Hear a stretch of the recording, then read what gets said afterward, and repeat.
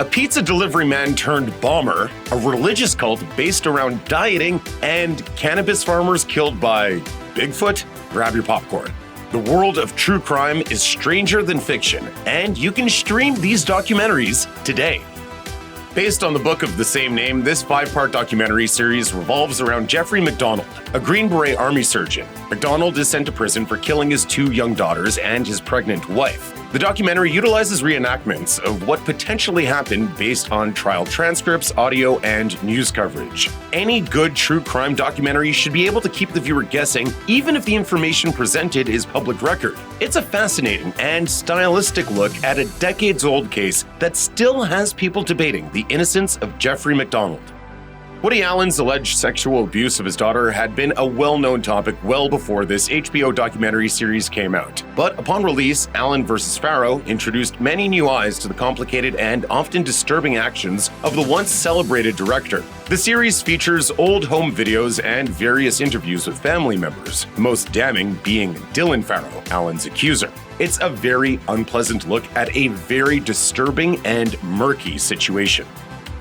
Directed by Skye Borgman and originally released in 2017, Abducted in Plain Sight focuses on the horrific kidnappings of Jan Broberg Felt. On 2 separate occasions, Jan was abducted by her neighbor, Robert Birchtold, during the 1970s. Based on Jan's memoir, Stolen Innocence, the details explained in the documentary range from the confounding to the downright sickening. I felt like I was one of his children. It's a story predicated upon unhealthy obsession, manipulation, and repulsive actions that impacted an entire family. Many viewers and commentators cannot believe just how naive the Brobergs were. But such is the case with most true crime. It is real, and we wish it weren't. We can safely assume that most people who've watched Amanda Knox likely spent significant portions of it yelling at the screen. Following the murder of her roommate Meredith Kircher, Amanda Knox, studying in Italy, would be blamed for the crime. Knox's arrest was highly publicized and was portrayed with very little nuance by Italian media. She was painted as a monster. The documentary showcases her 4-year incarceration in Italian prison before eventually being acquitted by the Supreme Court of Cassation. It's not only a shocking true story about a tragic murder, but how dangerous the court of public opinion can be. What's important for me to say is just thank you to everyone who's believed in me. Sometimes the most heinous crimes can occur right under our noses, leaving us none the wiser until it's too late. Told via the use of archived family footage, text messages, and law enforcement recordings, we learn the story of the Watts family murders. The documentary, for the sake of dramatic pacing, doesn't reveal the truth of Chris Watts, the father, having committed the crimes until the latter half of the film. It's a haunting look at just how families can fall apart and the most heinous crimes can occur in peaceful suburbia. Audrie and Daisy tells the tragic story of teenagers Audrey Pont and Daisy Coleman. The documentary looks at the rampant cyberbullying and abuse the girls were subject to following their sexual assaults and the police investigations that followed. In a day and age where stories of cyberbullying, online harassment, and doxing are becoming more and more commonplace in real life, Audrie and Daisy stands out as essential viewing. The film first debuted at the 2016 Sundance Film Festival, but would achieve a widespread release later that year on Netflix. A strange, dark story involving large-scale theft, fake identities, elaborate cons, and even a supernatural element. Bad Vegan is a hard-to-believe but totally true documentary series that began long ago in a place of good intentions and stated purity. Sarma Melangalis used to run Pure Food and Wine, a highly regarded New York City restaurant where everything on the menu was both vegan and organic. Things went downhill when Melangalis married Shane Fox and brought him into the business. He wasn't really a curious businessman with an interest in healthy, sustainable living. He was actually a con artist named Anthony Strongis, who somehow convinced his wife to illegally hand over millions of dollars from Pure Food and Wine's coffers into his personal accounts because he claimed he could use the money to entice mystical forces into granting her dog eternal life. Born on the Something Awful forums of the 2010s, Slenderman quickly became a widespread symbol of homegrown internet horror. Sadly, his legacy will always be intertwined with the unfortunate story of Anissa Weier and Morgan Geyser. The documentary details how the duo stabbed their friend Peyton Leitner 19 times and left her for dead in the woods. Yeah, I shouldn't be alive. I really shouldn't after what happened. In the latter half of the documentary, it shows how the two, despite their young age, were tried and convicted as adults for their actions. It's a fascinating and sobering look at not only the rise of the Slenderman mythos, but also at an unfortunate crime. Sad, sordid, and horrific, Captive Audience, a real American horror story, will haunt viewers with its harrowing tale of a family that endured unspeakable crimes both as victims and as helpless outsiders. The story begins in 1972, when 7-year-old Stephen Stainer disappears from near his home in Merced, California. While the worst was predicted by many, Stephen was actually living with his captors, forgetting most details of his old life and old family, which he was reunited with at the age of 14. His high-profile kidnapping case captivated the region, but things took a major turn when it was revealed the area had also been terrorized by Stephen's brother, Kerry, who is by all accounts a vicious serial killer. You know, bad things happen to everybody, but for our family, it's unreal. In the world of documentary filmmaking, there is perhaps no name more respected than Ken Burns, and for good reason. From topics such as complicated wars to important historical figures, the man has seemingly covered it all. Released in 2012 and co-directed with his daughter Sarah, the Central Park 5 documentary details the people and events in the Central Park jogger case of 1989. It benefits heavily from Burns' signature usage of archival footage and photographs used to fully immerse the viewers in the flow of events. It's as important a story now as it was back then, and this documentary showcases it perfectly and with ample craftsmanship. Cocaine Cowboys, The Kings of Miami, a 6-part Netflix documentary series, tells the story of Sal Magluta and Willie Falcone. The duo's actions are still regarded as one of Florida's most well-known cocaine operations. The series showcases their reign as drug kingpins of Miami, from their rise to the top to their eventual fall. If you are a fan of Narcos or Breaking Bad, this tightly edited true story is most definitely for you. With a title like Don't F with Cats, it should be obvious that some horrific things happen to cats in this series. The sickening actions of Luca Magnotta sparked a widespread internet manhunt spurred on by a group of dedicated internet users. Throughout this 3-part series, it's shown just what Luca did and how far people went to catch him.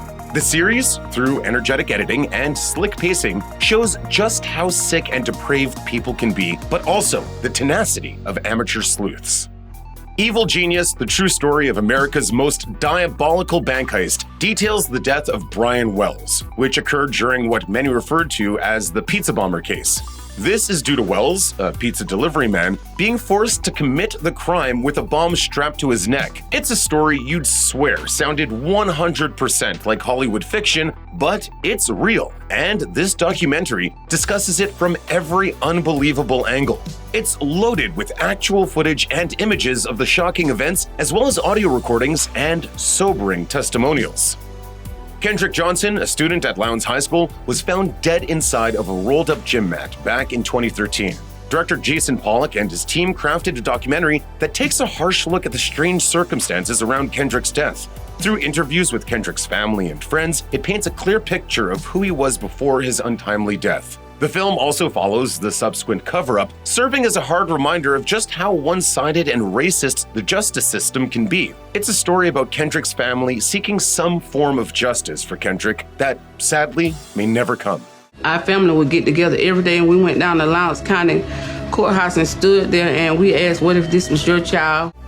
Fyre Fraud unravels the inside story of the infamous Fyre Festival's spectacular collapse. Told by some of the people who helped promote and set up the 2017 non-starter of an event, Fyre Fraud is both a step-by-step account of how everything that could go wrong did, as well as a true crime documentary unveiling just how much of an intricate and bold scam the whole thing may have been. Organizers promised a weekend-long festival of A-list acts and luxurious accommodations. Instead, they stranded paying customers on an island with no food or water.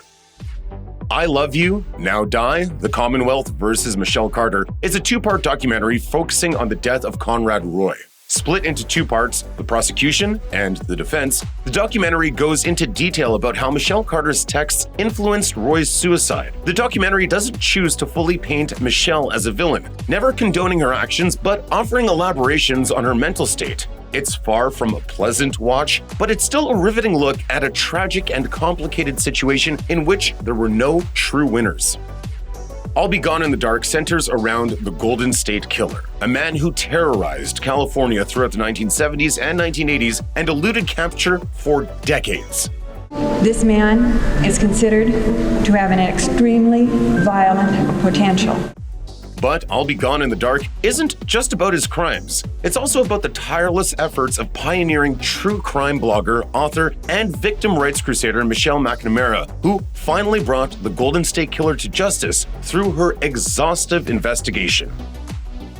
If there are three things that can be classified as inevitabilities, it would most definitely be death, taxes, and Jeffrey Epstein memes. However, the latter should never mask just how heinous the actions of Epstein truly were. Through this 4-part series, various Epstein survivors are given ample time to go into detail about their unfortunate encounters. The documentary had actually been in production prior to Epstein's death and even his arrest, having been made in secret to avoid any complications. Even if you are already aware of Epstein and the gist of his crimes, this documentary will serve as quite the eye-opener as to just how sickening and severe they were. Real estate heir Robert Durst's attorneys kept him out of prison for years despite overwhelming evidence and an admission of guilt that he committed multiple murders. Durst is cold and aloof as he recounts the disappearance of his wife, his close friend's murder, which occurred right before she planned to tell police Durst killed his wife, and the fact that he managed to escape justice for a while anyway. The Jinx, the life and deaths of Robert Durst is a fascinating, unsettling character study made all the more unnerving when Durst basically incriminates himself. What the hell did I do? Kill them all, of course.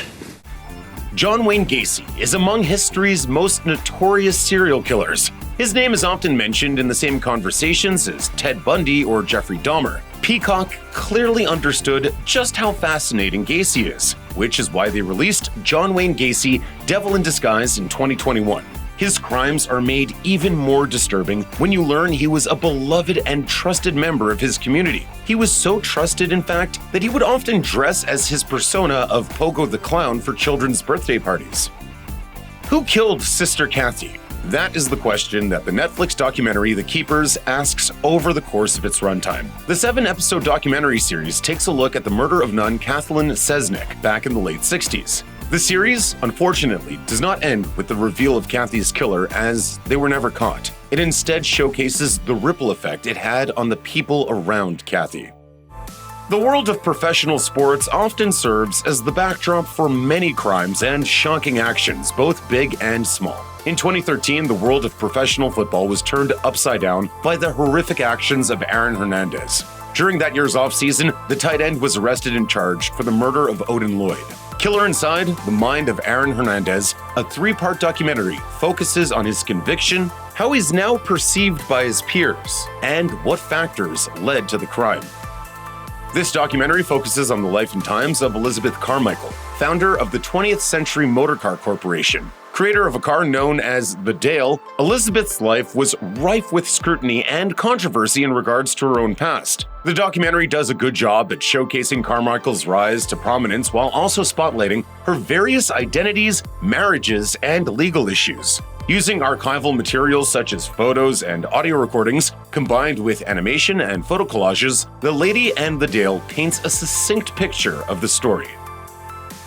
Not all true crime needs to focus on death. Sometimes uncovering deceit and financial theft is more than enough. Founded in 2012 by Deanne Brady and her husband Mark Stidham, LuLaRich is a multi-level marketing company that sells women's clothing. However, this documentary series, released on Amazon Prime, investigates the company's shady business practices and exposes it as a pyramid scheme.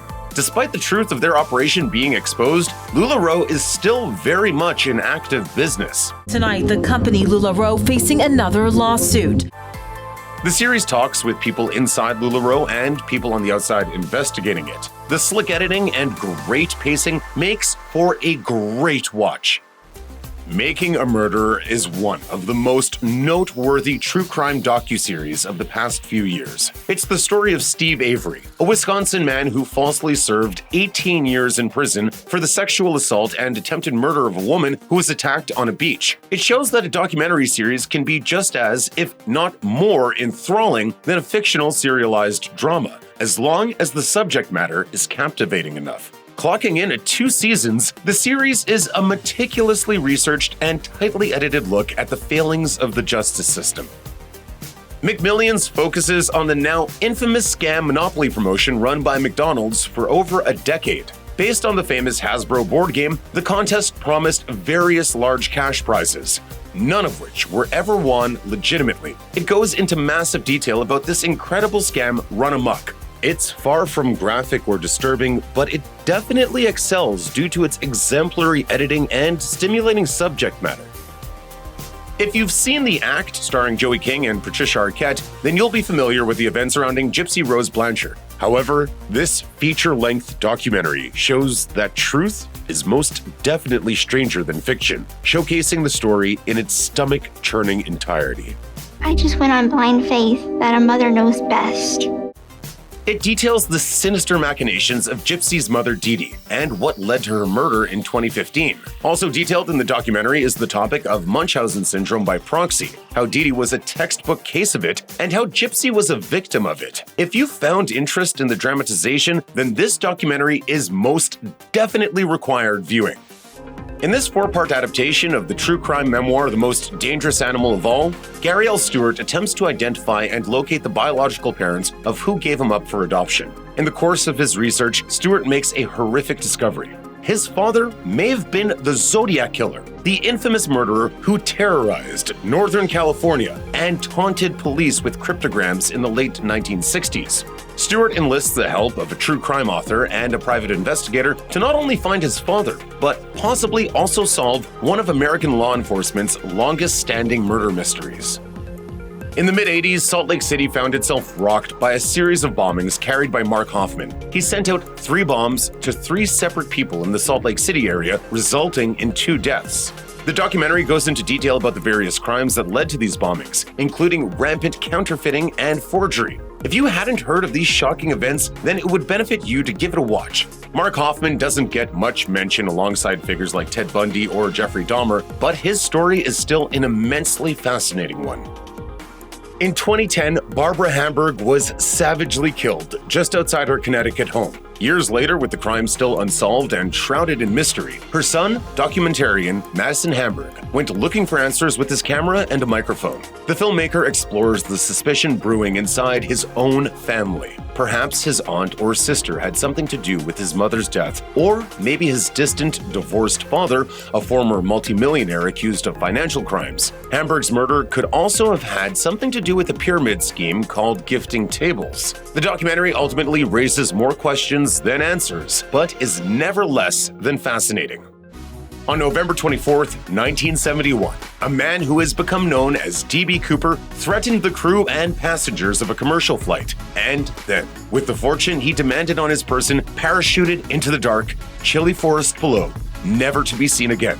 The Mystery of D.B. Cooper doesn't explore the crime itself so much as the legend of the hijacker, built around interviews with people who think they once knew someone who very well could have been D.B. Cooper incognito. These stories are convincing and even credible. She really matches. I think maybe she is D.B. Cooper.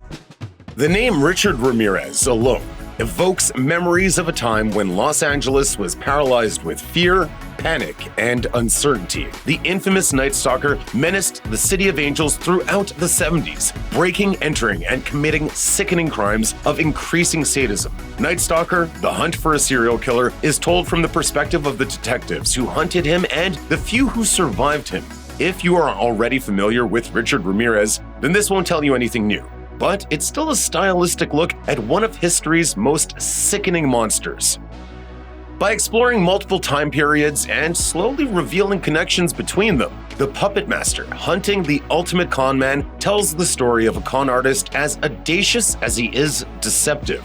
In 1993, a bartender named Rob convinced a British college student that he was actually an MI5 agent. A friend's suicide was related to a campus terrorist cell, and they had to hit the road for their own safety. Flash forward a few years and miles away to the Clifton family, where divorced Sandra was romanced by a rich guy named Dave, who bought her a car and drove a wedge between her and her grown children. Spoiler, Rob and Dave are the same guy, and he's not in prison. While working as a fringe investigative journalist in the 1990s, David Holthouse was privy to an odd and frightening night in the remote forests of Northern California. Someone wound up brutally killed, and witnesses were convinced it was the work of Sasquatch, or Bigfoot, the forest monster of legend. In Sasquatch, Holthouse tries to piece together the who, what, and why of the bizarre murder. In doing so, he delves into a secretive community in the area, where former hippies dropped out of a society and illegally farmed marijuana. This created a violent and complicated culture and a drug war that raged for decades, one more enigmatic and brutal than even Sasquatch. Before its Netflix release in 2018, The Staircase began life as a French miniseries by Jean-Xavier de Lestrade, released in 2004. The series looks at the trial of Michael Peterson, who was convicted of killing his wife Kathleen back in 2001. The title is based upon Michael's claim that a drunken Kathleen has fallen down the stairs, resulting in her death. Lestrade, the director, was given the keys to the kingdom in terms of information and assets, being present for and allowed to film the entirety of the trial. If you have yet to hear the story of Kathleen Peterson's death, then this expertly crafted documentary will provide you with ample information. She was alive when I found her, but barely.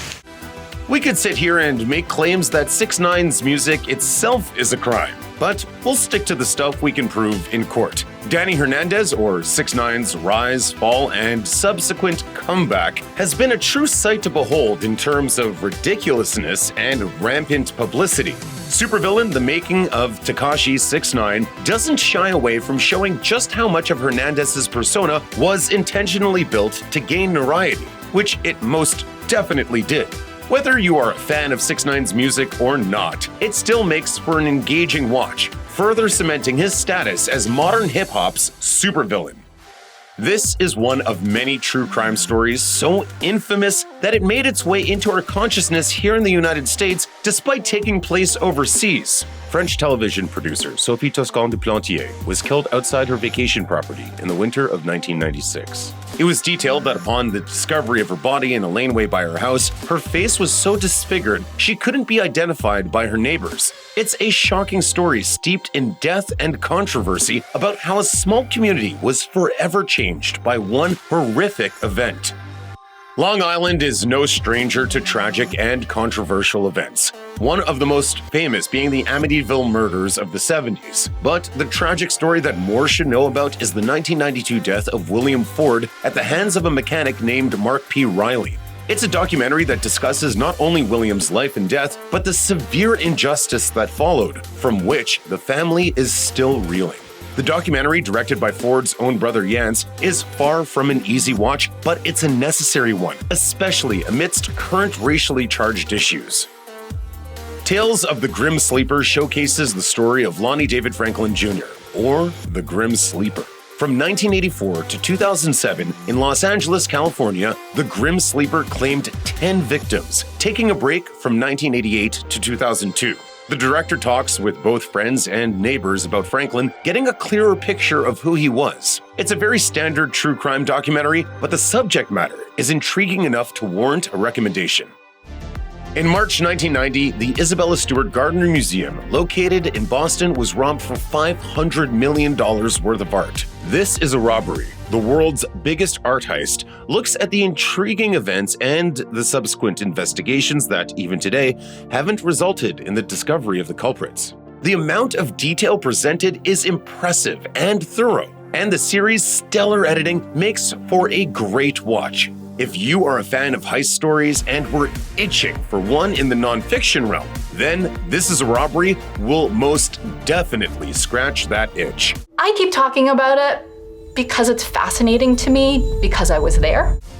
Every day, countless people use Tinder to find romance. But one never really knows who they'll be spending an evening with beyond what they offer up about themselves. That dangerous uncertainty is at the heart of The Tinder Swindler, a serious documentary about a con artist who found his marks on the world's most famous dating app. Tinder users like Celia Fielhoy, one of his victims, matched up with a charming, good-looking, wealthy businessman. Of course, the titular swindler isn't really a rich power player. But by the time Fielhoy and the man's many other victims figured that out, he'd stolen a lot of their money through a series of subtle and sophisticated deceptions.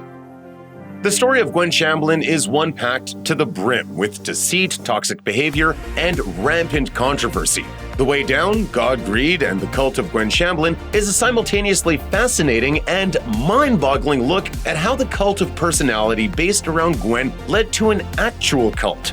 Shamblin was the founder of the Way Down Workshop and the Remnant Fellowship, a bizarre mishmash of spiritual and dietary guidelines. Every time you want to go to food, and it may be 15, 20 times a day, run to God.